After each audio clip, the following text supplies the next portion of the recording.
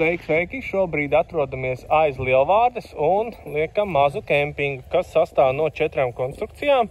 Mums ir lapenīta Dina, 3,3 x 3,3 metru liela, ar visu grīdu. Komplektā, kā arī viena sieniņa slēgta, viena sieniņa ir daļēji slēgta un ir iespējams arī konstrukcija likt spoguļu attēlā. Tad mums ir 2 mājiņas rota. Konkrēti šī mājiņa ir rota 6, 5 x 4 metru liela. 1 metrs mums priekšā jumta pārkarīta. Konstrukcijas sienas biezums 44 mm. Ar dubultām durtiņām, lodziņiem. Lodziņi verās vaļā mums, stikla paketi.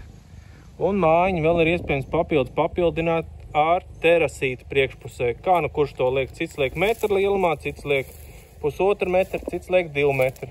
Un mums 4. mājiņa ir konstrukcija ar nosaukumu Lotārs mājaslapā var atrast. Tā ir maza pirtiņa ar pēršanās telpu un ģērbtuves telpu.